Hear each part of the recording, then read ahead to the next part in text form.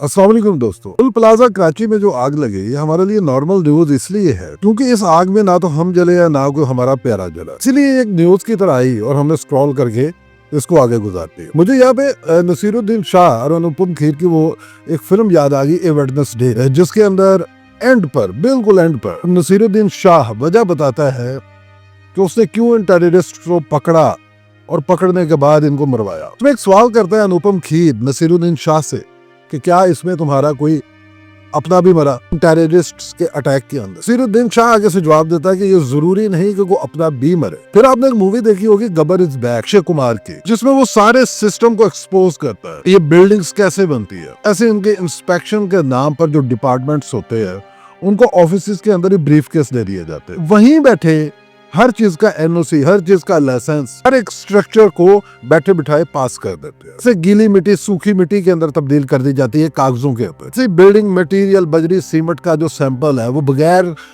Laboratory test के ही पास कर दिया जाता है। एक्सपोज जो हुआ था उस मूवी के अंदर, ये सिर्फ इंडिया नहीं, ये पाकिस्तान के अंदर भी ऐसे ही है। अब मुझे तो ये नहीं समझ आ रही कि गुल प्लाजा में जो आग लगी इन लोगों को शहीद कहा जाए कि इन लोगों को मरा हुआ कहा जाए। लेकिन खैर जो भी कहा जाए ये आप मुझे कमेंट्स में बताइएगा, जरूर बताइएगा। अब तक 21, 28, 27, 29, 30 या 30 से भी ज्यादा लोगों की अमवात की खबर आ रही है। साथ ही ये भी बताया जा रहा है कि अभी तक दर्जनों लोग जो हैं वो मिसिंग हैं। कुछ रिपोर्ट्स में 70 और कुछ रिपोर्ट्स में 80 से ज्यादा लोग मिसिंग बताए जा रहे हैं। अगर आप माजी में जाएं तो 2020 में किमाड़ी और टर्मिनल का जो इलाका है यहाँ पे एक बड़ी आग लगी, जहाँ रिपोर्ट्स के मुताबिक 2 लोग जिंदा जल गए, काफी ज्यादा लोग जख्मी हुए। फिर 2020 में सुने इकबाल मस्किन चुरंगी के करीब एक मल्टी स्टोरी बिल्डिंग में ब्लास्ट के बाद आग लग गई, कम अज कम 5 लोग हलाक हुए और 20 से ज्यादा जख्मी। 10 फरवरी 2021 बल्दिया टाउन में इंडस्ट्रियल यूनिट को आग लगी, कम अज कम 3 मजदूर जिंदा जलकर मर गए। फिर 27 अगस्त 2021 मेहरान टाउन में मल्टी स्टोरी फैक्ट्री को आग लगी, कम अज कम 16 मजदूर जिंदा जलकर मर गए। जून 2022 में तेज अब सुपर स्टोर फायर हुई गुलिस्तान जोहर के अंदर। फिर अगस्त 2022 में शांति नगर हट्स फायर का वाकया सामने आया, पर 5 सगे बहन भाई जिंदा जलकर मर गए। 13 अप्रैल 2023 में न्यू कराची में एक फैक्ट्री को आग लगी, जिसमें 4 फायर फाइटर्स जिंदा जलकर मर गए। नवंबर 25 2023 को आरजे माल में आग लगी, 11 लोग जिंदा जलकर मरे और 22 जख्मी हुए। फिर दिसंबर 6 2023 में शाहराह पाकिस्तान पर आयशा मंजिल के करीब एक बिल्डिंग को आग लगी, जिसमें 3 लोग जिंदा जलकर मरे और 2 जख्मी हुए। कराची के जो मेजर रोड्स है जैसे शाहराह फैसल है, आई चुंदरीगढ़ रोड है, शाहराह कायदीन, शाहराह कायदे आजम, इस पर 266 मल्टी स्टोरी बिल्डिंग्स का फायर सेफ्टी ऑडिट हुआ और इस रिपोर्ट में आया कि सिर्फ 6 बिल्डिंग्स के अंदर अपर फायर सेफ्टी सिस्टम था। और इसी डाटा ने बताया कि बहुत सारी बिल्डिंग्स में फायर एग्जिट्स ही नहीं थे और ना ही फायर अलार्म। पिछले साल की बात कर लेते हैं, 2025 में मिलेनियम मॉल पर आग लगी, सैकड़ों दुकानें जल गई। फिर अगस्त 21 2025 को एम ए जनार रोड पर एक वेयर हाउस को आग लगी ताज मेडिकल कॉम्प्लेक्स के करीब, जिसमें 6 लोग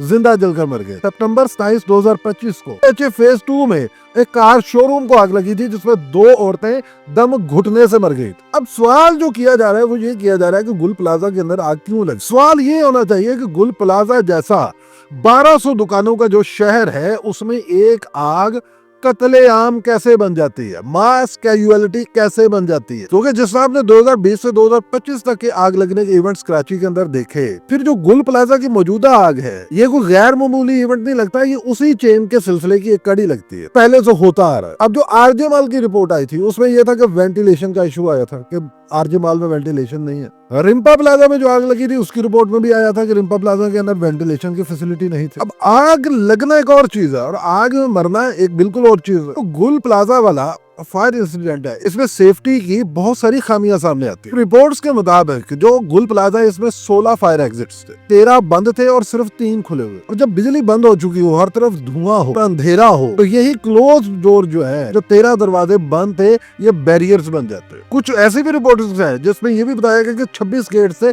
जिनमें से 24 बंद थे। ना वहां पे अलार्म थे, ना स्प्रिंकलर था जो पानी ऊपर से फेंकता है। आग लगने के जो पहले 3-4 मिनट होते हैं इनमें अलार्म बहुत अहमियत का हामिल होता है। अलार्म बज जाए, लोग जो है वो वक्त से पहले भी वहां से निकल सकते हैं। स्प्रिंकलर हो तो वो स्मोक डिटेक्शन के बाद वहां पे पानी फेंकना शुरू कर देता है। फिर मसला यहाँ पे आता है कि जो इस तरह के प्लाजे होते हैं जहाँ पे मिडिल क्लास लोग शॉपिंग के लिए जाते हैं, यहाँ पे दुकानों के बाहर जो कॉरिडोर होते हैं, जो गुजरने का रास्ता होता है, यहाँ पे भी सामान लगा दिया जाता है और गुजरने के लिए इतनी सी जगह छोड़ दी जाती है जहाँ से एक आदमी एक वक्त में गुजर सकता है। सबसे बड़ी हर्डल ये भी आती है, अब जैसे पहले बताया मैंने कि आरजे मॉल और रिम्पा प्लाजा जो था, यहाँ भी यही सबसे बड़ा मसला आया था, वेंटिलेशन का इशू।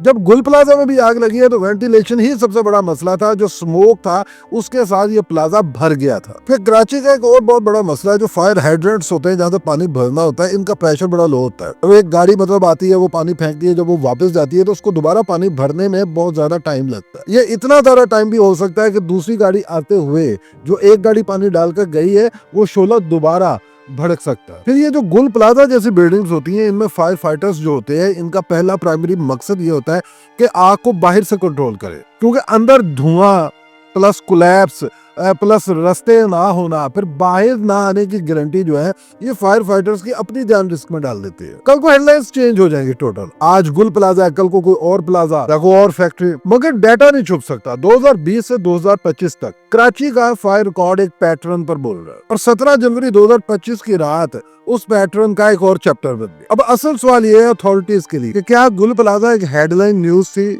या अब ये एक टर्निंग पॉइंट बनेगा।